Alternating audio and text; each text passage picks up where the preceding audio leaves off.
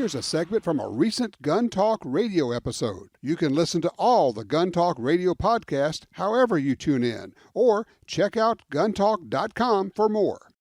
But one of the things you hear a lot right now, and I've talked about this, oh my gosh, for decades, is how effective the gun ban lobby is, and frankly using their PR department, which is known as the general media in the United States, that's their PR department, at using specific terms to bend public opinion.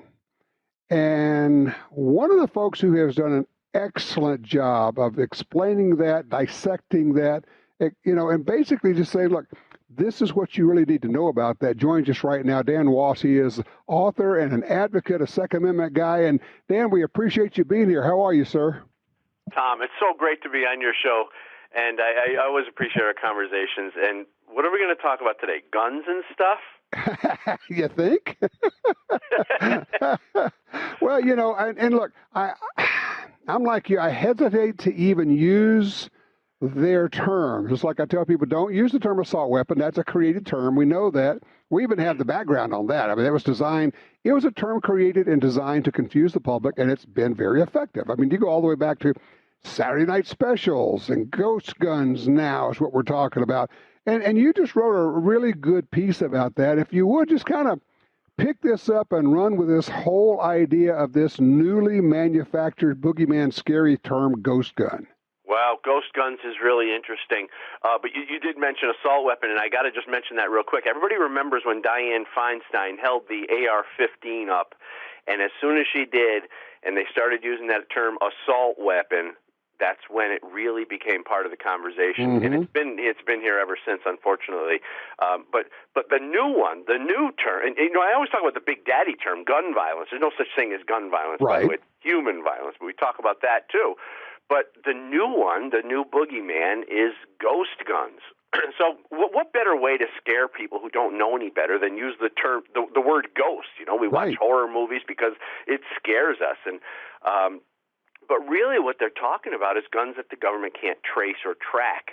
And as far as I remember, when the Second Amendment was written, it didn't save the right of the people to keep and bear arms as long as the government knows where your guns are. I don't remember hearing that part, reading that part of it. No. But what they do is they use the term ghost guns, and the solution to their manufactured fear of ghost guns, their solution is registry, gun registration, universal background checks, everything that leads to them knowing who has guns and where they're located.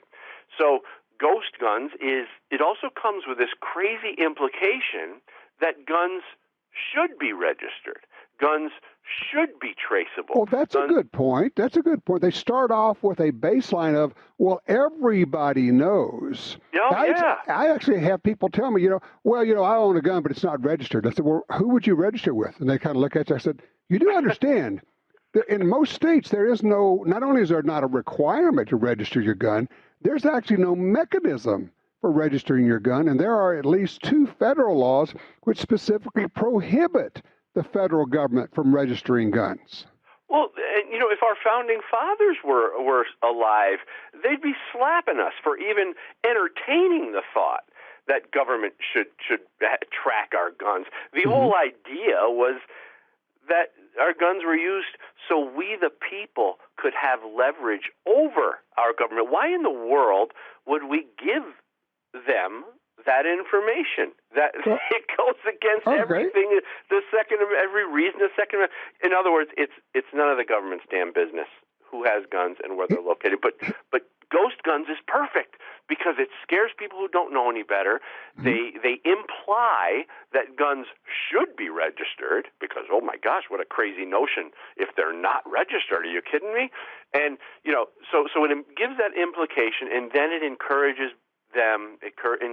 people to support universal background checks, which is ultimately a gun registry. I think we all know that. Yeah. And let me jump in, because one of the things that I think we ought to back all the way up, people say, what is a ghost gun? A ghost gun, for them, is a gun that you make yourself. It has been legal since the founding of this country to make your own guns. People have done that by the millions. It's perfectly fine, perfectly legal. And when you start to get into, I know you're good at this, Dan, and maybe you could pick this up. When you get into the details of each of these either proposed or laws that have been passed, you start to discover, once again, they're using a scary term to motivate people. But when you actually look at the law, you go, wait a minute. They're actually listing parts here or precursor parts. I mean, how far back does a part have to be before it's you're not allowed to have it? Does it go all the way back to a chunk of steel? And when you start digging into it, you go, this isn't about homemade guns at all, is it? No, it's not. It's not about homemade guns. That's a great point, Tom. It's not about homemade guns. That's just the vehicle by which they're using to push this legislation through. What it really is about is guns that they don't know about, and they want to know about every single gun. And that's just the reality of it. Well, with this, why? Historically, why do governments want to know where the guns are? Here's the interesting thing. Okay, so because, like I said, ghost gun it's the gateway to universal background checks. Universal background checks is ultimately a gun registry. Okay, so now we have to look. There's another component here that we're not talking about, that they're working simultaneously. They're working along with the universal background checks, and that's red flag laws. Don't forget about red flag laws. People know. A lot of states have adopted them now.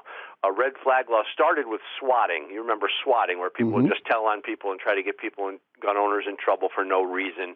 Let the cops sort it out. The cops would arrive. There would be a conflict and all sorts of just create chaos. Well, swatting turned into red flag laws, which are basically gun confiscations without due process, of course, because they can't let due process get in the way. And this is what's happening right now as I see it. They're pushing red flag laws along with the universal background checks or gun registry, because in order to enact red flag laws, you need to know where the guns are. That's where the universal background checks come in. Ghost guns is just the term to push that along. Two things I'm thinking here. Well, let me do this. I'm going to take a quick break here, Dan, because there's two things going on here. And ponder this as we go to our break, is the expandability of terms, or what falls into the terms, whether it's assault weapon, whether it's ghost gun, or whether it's what constitutes a violation that gets you tapped with a red flag law. We're talking with Dan Wass. 866-TALK-GUN. We'll be right back. We're talking with Dan Wass. He is the author of a string of books, Good Gun, Bad Guy. There's like 1, 2, and 3, and destroying the anti-gun narrative, exposing anti-gun politics. Dan, you kind of specialize in poking holes in these things and trying to explain to people, look, stop listening to what they're saying and actually look at what they're doing. Is that a fair way to put it?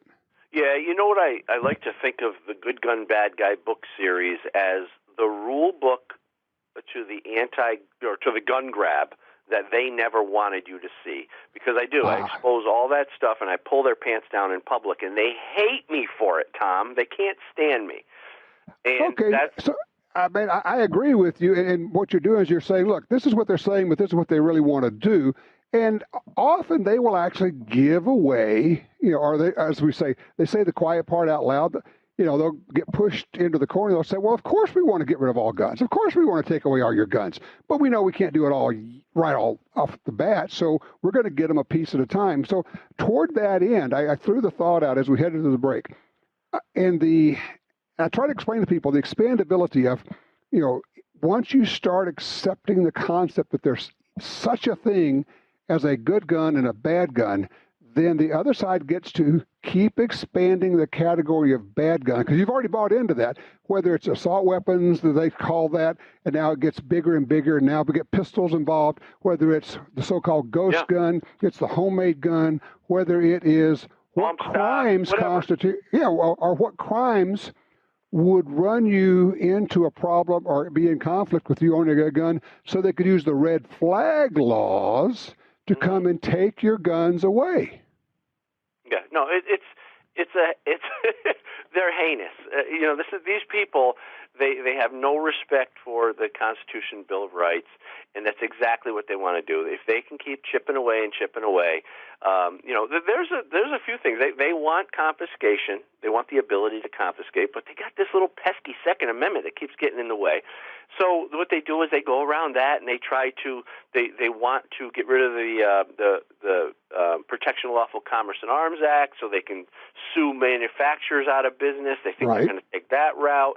They're always trying, and they'll never stop. So we can't relent, and that's why a no compromise position on gun restrictions, as far as I'm concerned, is the best medicine. I won't give them anything if I have my choice. No, I mean, and realistically, there are times when you say, okay, and not so much now, but maybe 10, 15, 20 years ago, when you look at it and go, okay, they're about to pass a really horrible bill. We can't stop it, but we can weaken it. And then we'll come back to fight another day. And that was kind of what had to happen then. But really, the playing field has changed significantly. And I'm particularly looking forward in the next 7 weeks or so for the Supreme Court's decision to come out in the New York State Rifle and Pistol Association versus Bruin case. What do you think about that one? Yeah, well, boy, I'm really optimistic about that. I think that's great. I'm in New York, so if people don't know, they're listening. I'm in New York State.